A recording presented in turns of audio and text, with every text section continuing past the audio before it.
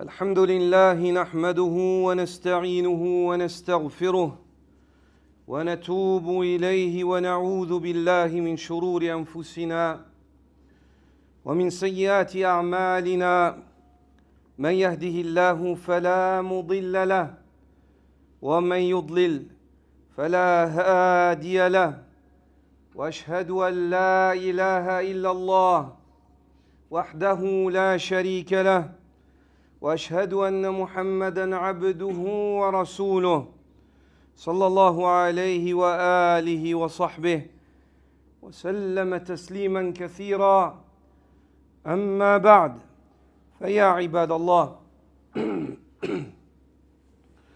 اوصيكم ونفسي بتقوى الله عز وجل فانها وصيه الله للاولين والاخرين واعلموا رحمكم الله أن أخوف ما يخاف على العبد ليس موت بدنه ولكن موت قلبه وروحه.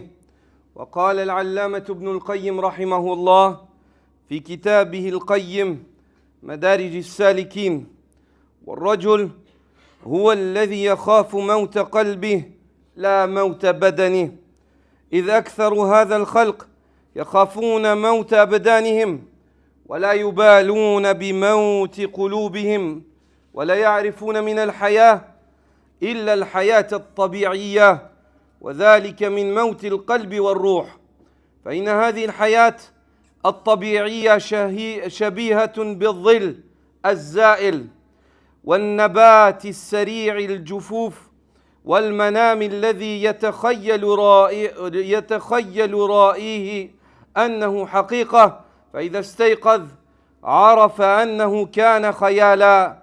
وكما قال عمر بن الخطاب رضي الله تعالى عنه: لو أن الحياة الدنيا من أولها إلى آخرها أوتيها رجل واحد ثم جاءه الموت لكان بمنزلة من رأى في منامه ما يسره ثم استيقظ فإذا ليس في يده شيء.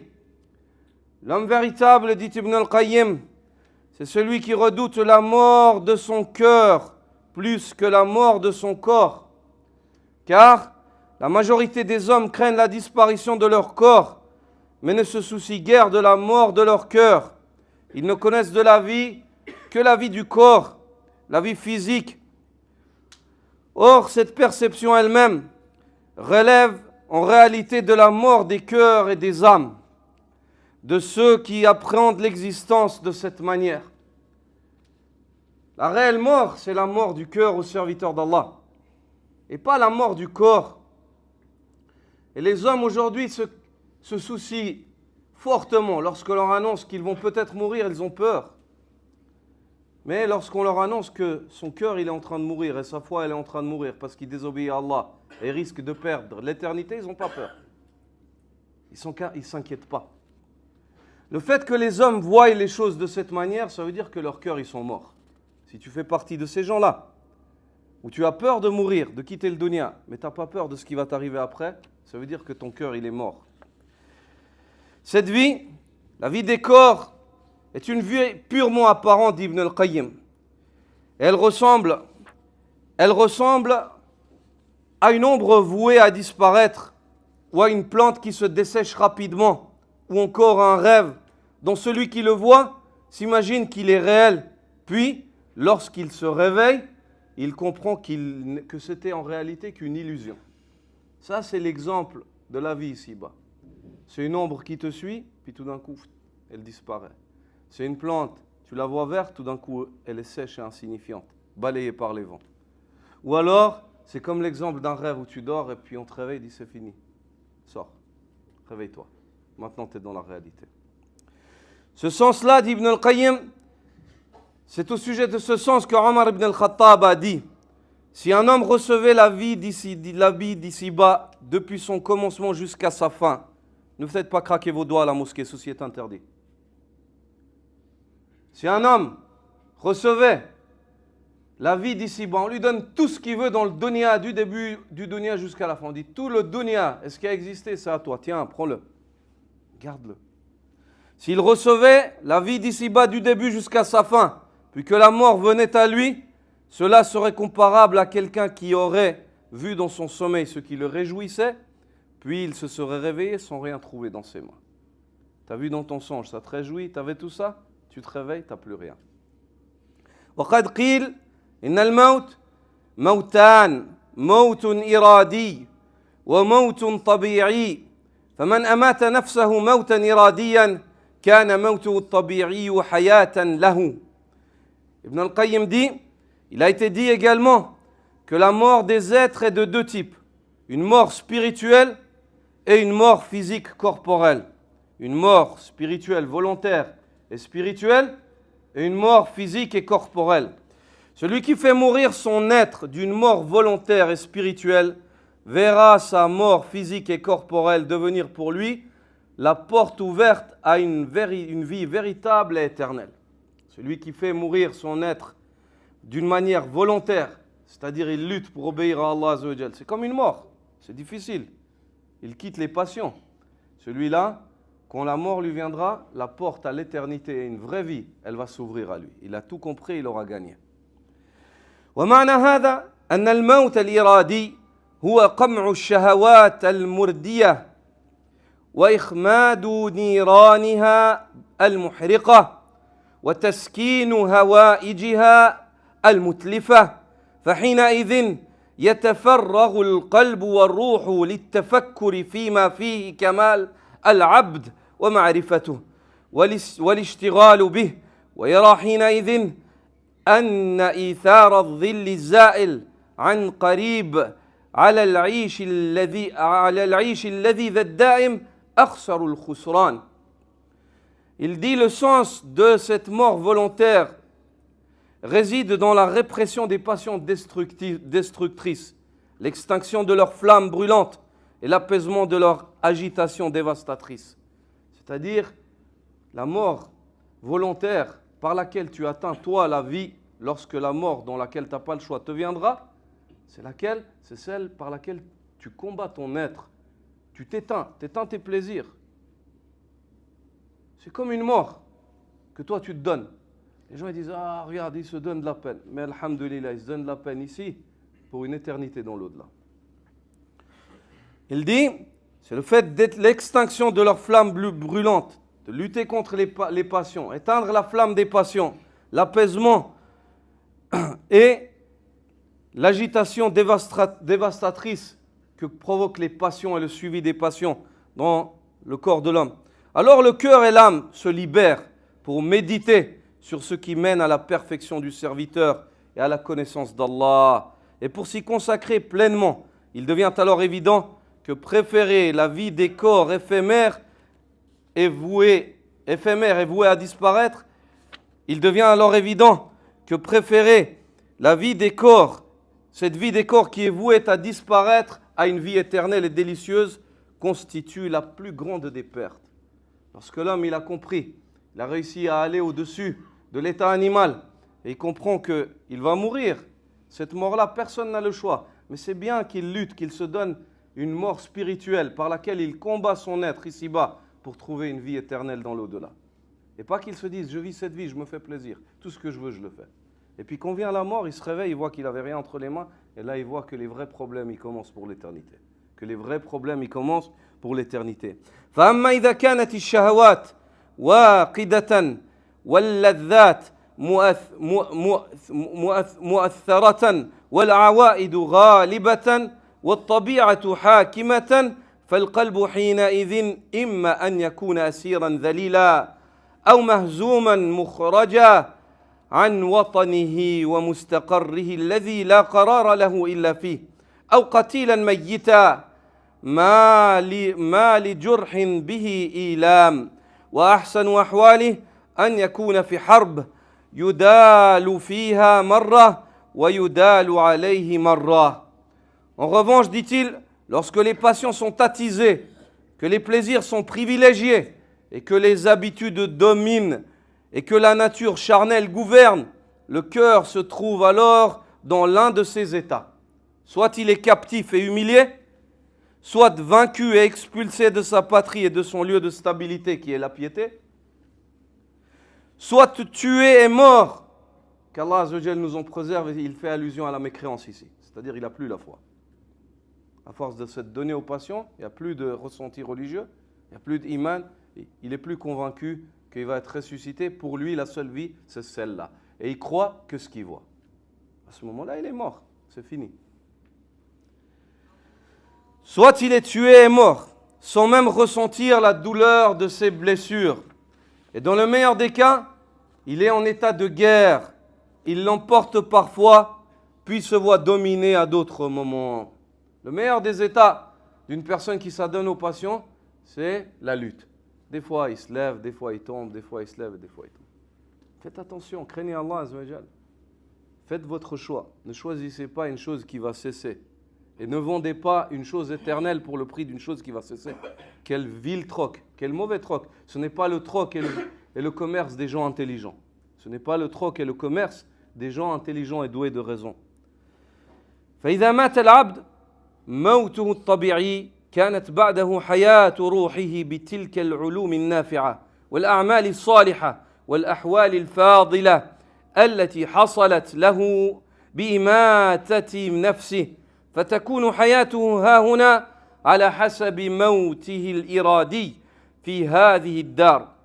Et lorsque le serviteur meurt de sa mort naturelle, la vie de son âme après la mort se manifeste à travers les connaissances bénéfiques qu'il avait acquis et les œuvres vertueuses et les états nobles qu'il a acquis en faisant mourir son être auparavant. Lorsque l'homme meurt, c'est là que se manifeste l'utilité de ce qu'il a appris au sujet d'Allah et de sa religion et de la sunna du prophète sallallahu alayhi wa sallam et les efforts qu'il a fait à la pratique alors que les gens peut-être le voyaient fou ou se moquaient de lui. Les gens le dénigraient. Comme ils ont dénigré Nuh alayhi salam lorsqu'il a construit un bateau dans le désert. Ils se sont dit, ça mène à quoi ça?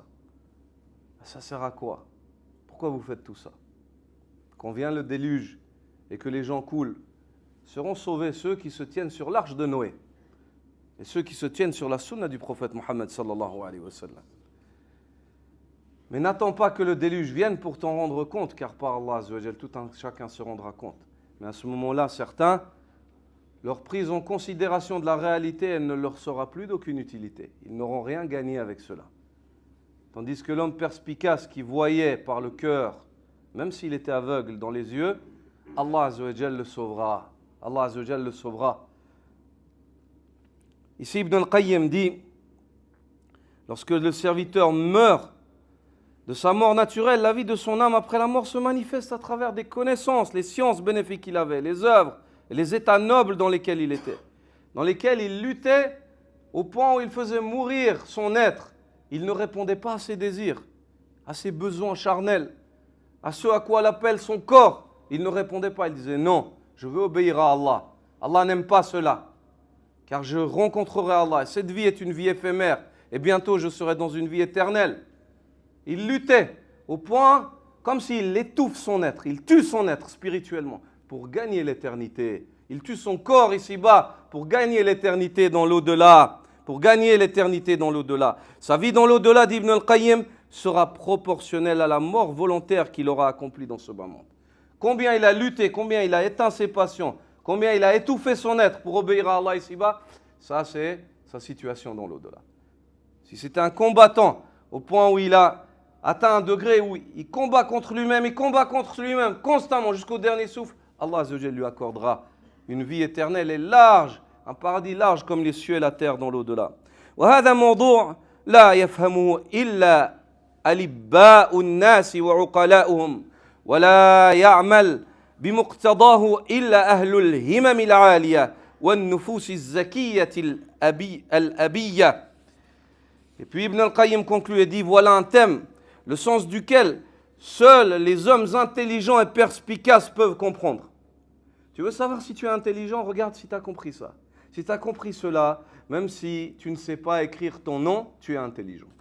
Je ne dis pas qu'il ne faut pas apprendre à écrire, mais ceci ne te nuira pas quand tu retourneras à Allah. Même si on te dit signe ici, tu signes avec le doigt. Mais si tu as compris cela, tu es intelligent. Et même si tu enchaînes et tu alignes les diplômes et les résultats dans ce bas monde, mais tu n'as pas compris cela, tu es l'homme le plus stupide que la terre connaisse. Tu es l'homme le plus stupide que la terre connaisse. C'est pour cela que l'imam al-Dhahabi, rahimahullah, a dit qu'Allah bénisse une faiblesse d'esprit qui a la foi et qu'Allah maudisse une perspicacité, une intelligence qui renie Allah. Elle est maudite. Allah lui a donné cette intelligence. À quoi ça te sert, mon frère? À quoi ça te sert? À quoi ça t'a mené? Tu n'as même pas compris que tu allais mourir et que la vie éternelle est après cela. Allah crée un homme, subhanallah, qui parle, qui vit, qui est sophistiqué, qui est étonnant. Si l'homme médite sur sa création, il est étonné de toutes parts. D'une manière aussi parfaite, il l'a créé juste pour vivre comme un animal, se reproduire, manger, boire, mort, c'est fini. Que l'injuste commet son injustice et il ne paye pas le prix. Que le bienfaisant fait l'effort et il n'est pas rétribué. Subhanallah. Ma lakum kayfa tahkumun. Qu'avez-vous donc? Comment est-ce que vous jugez?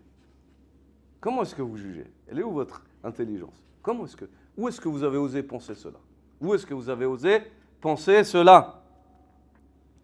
Ils disent, voilà un thème, le sens duquel seuls les hommes intelligents et perspicaces peuvent comprendre et auquel seuls ceux qui possèdent des hautes aspirations et des âmes pures et nobles peuvent se confronter dans leurs actes. Ça, c'est un thème, les hommes intelligents, ils le comprennent, et les hommes aux âmes pures et qui ont des nobles buts et sont prêts à payer le prix et faire l'effort, ils le réalisent et le mettent en pratique. Ya ibadallah, laqad sadaqa al-imam ibn al-Qayyim rahimahullah ta'ala في هذا الكلام النفيس فاعلموا أنه من أراد الحياة الأبدية السرمدية فليلزم عترة العبودية فليخالف الشهوات النفسية وليقمع هوى نفسه فإن في ذلك حياة القلوب ونجاة الأرواح. قال الله تعالى: فأما من طغى وآثر الحياة الدنيا فإن الجحيم هي المأوى وأما من خاف مقام ربه ونهى النفس عن الهوى فإن الجنة هي المأوى. Au serviteur d'Allah, Ibn al-Qayyim, qu'Allah lui fasse miséricorde, a dit vrai dans ses paroles précieuses.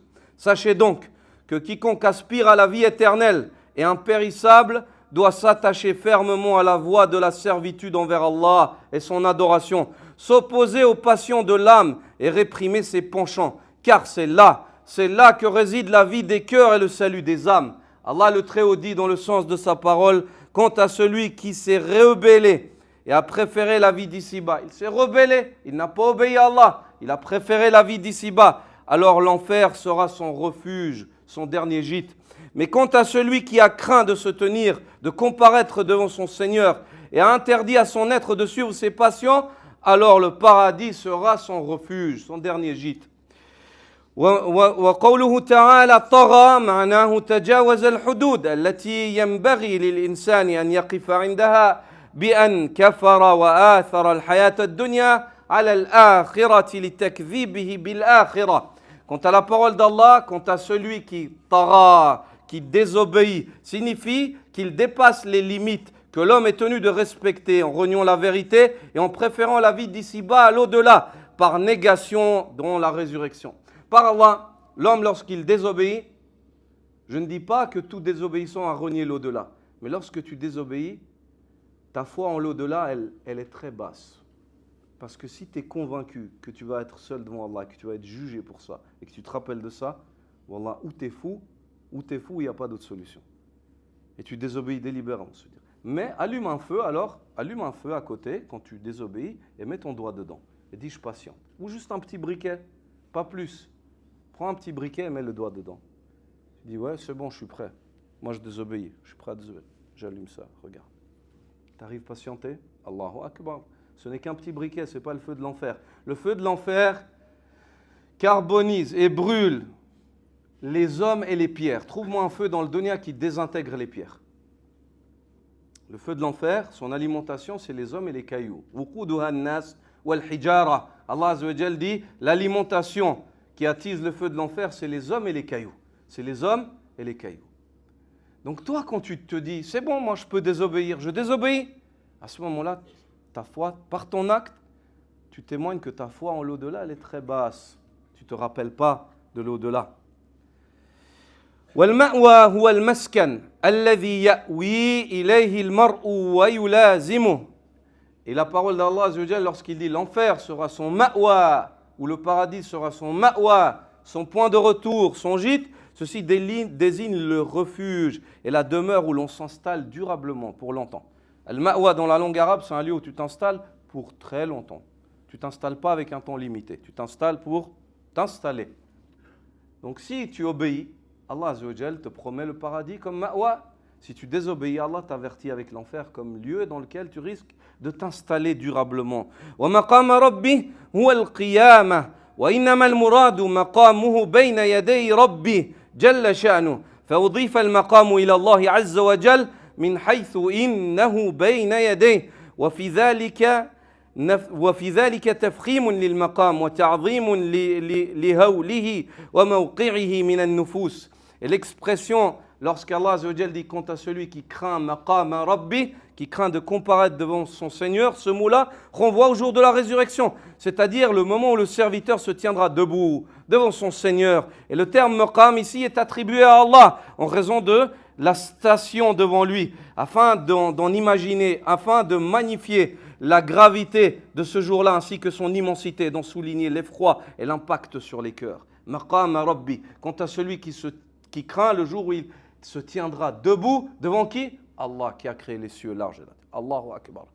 Il se tiendra devant Allah le majestueux, le puissant. Subhanallah.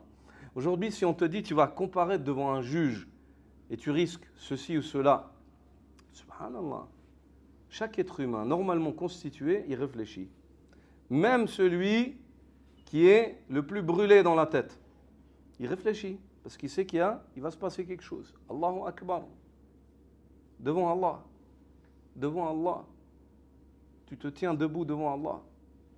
Celui qui sait ce que tu as oublié, celui qui connaît la trahison qui est cachée derrière les yeux, qui connaît ce que cachent les poitrines, qui connaît ton intention, tout. Rien n'échappe à Allah. Pas là, un brin d'atome d'acte n'échappe à Allah. Ça fait peur, subhanallah. Maqam rabbi, quant à celui qui craint le jour où il comparaîtra devant son Seigneur.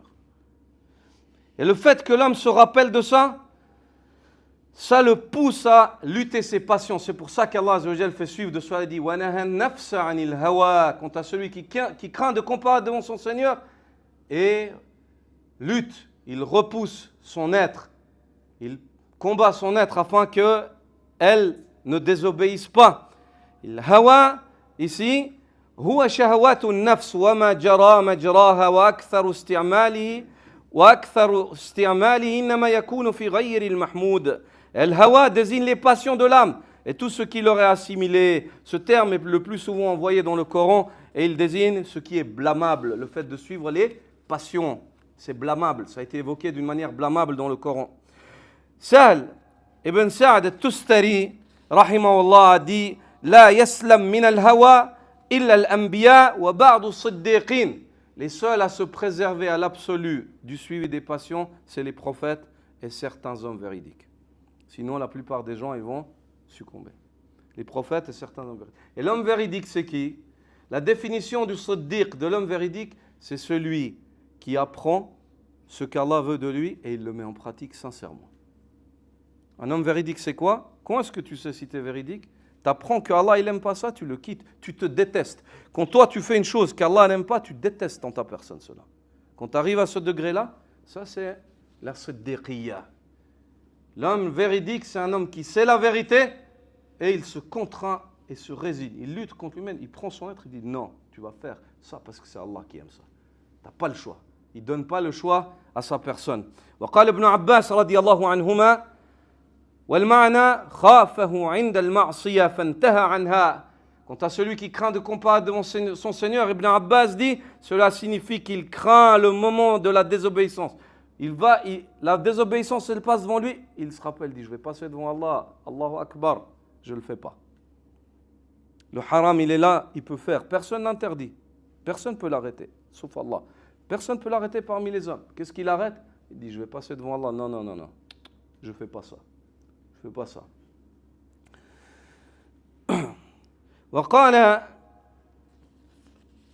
وقال بعض الحكماء إذا أردت الصواب فانظر هواك فخالفه. Un des hommes sages a dit, si tu veux atteindre la justesse, si tu veux être une personne juste et droite, tu veux être droit, il dit observe tes penchants, regarde c'est quoi ton désir? Et puis contredis-les. Tu veux quoi?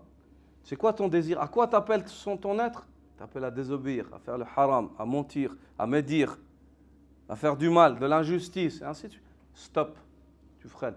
Le temps de la prière, il rentre, ne prie pas, repousse. Stop, je prie.